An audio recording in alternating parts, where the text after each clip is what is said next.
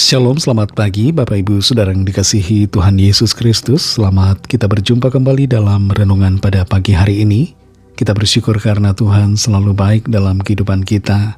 Tidak pernah Tuhan punya rencana jahat.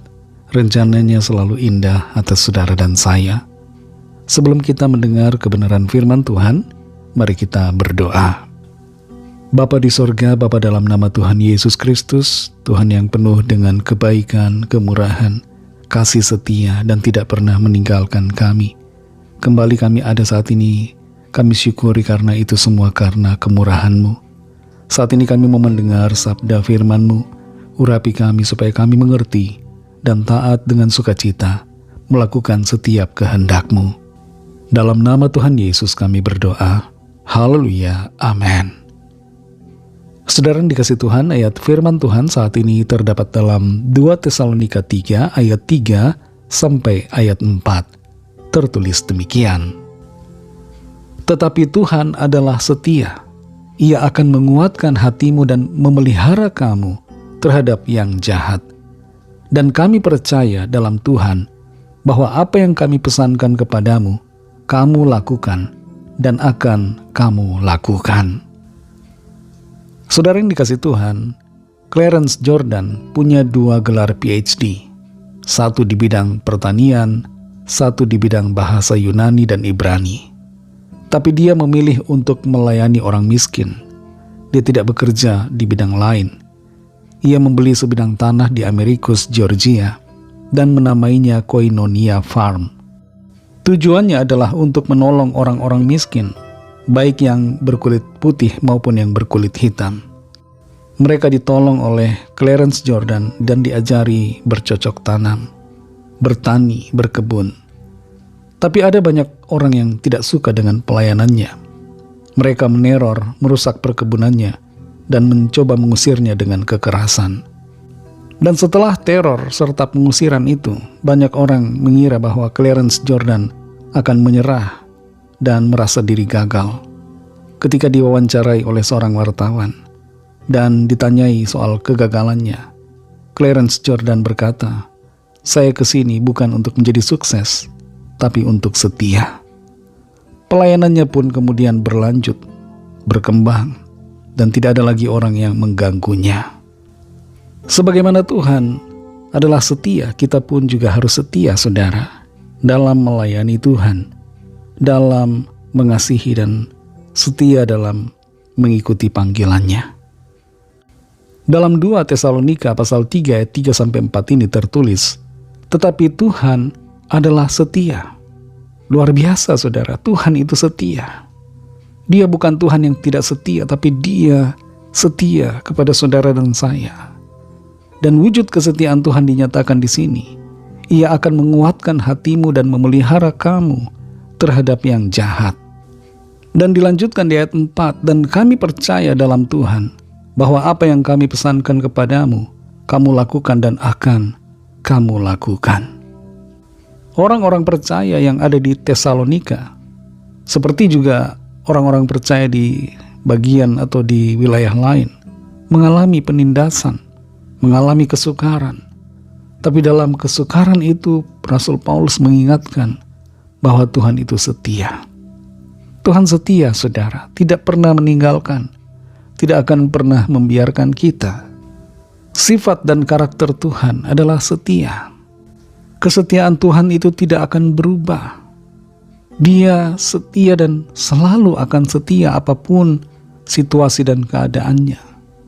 Waktu demi waktu berlalu, Tuhan akan selalu setia. Seringkali orang tidak setia seiring dengan berjalannya waktu. Ada suami yang merasa istrinya sudah banyak keriput dan mulai tidak setia.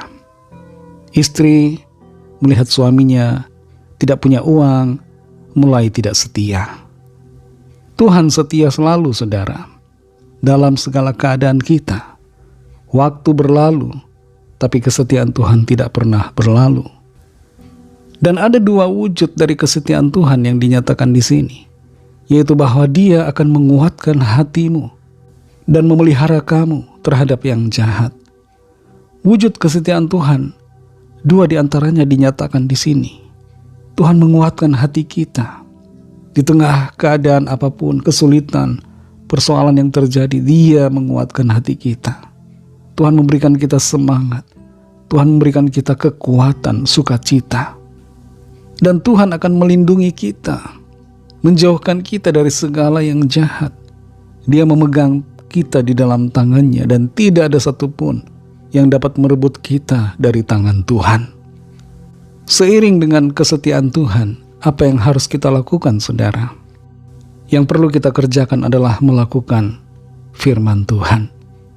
Di ayat 4 dinyatakan, apa yang kami pesankan kepadamu, kami percaya, kamu lakukan dan akan kamu lakukan. Berbarengan dengan kesetiaan Tuhan, mari taat dan lakukan firman-Nya dalam hidup kita.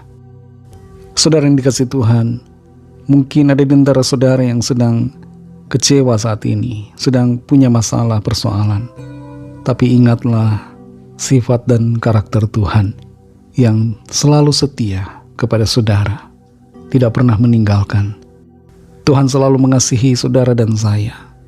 Kasih-Nya tidak berubah, kasih-Nya tetap sama.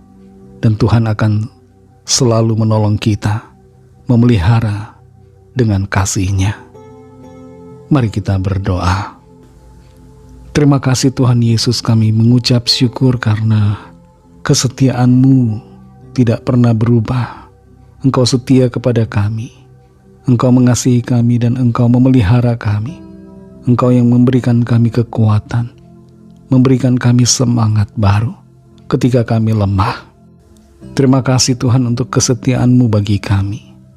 Tolong kami dan ajar kami untuk juga setia kepadamu dengan cara melakukan apa yang menjadi kehendak-Mu bagi kami. Terima kasih untuk firman-Mu Tuhan.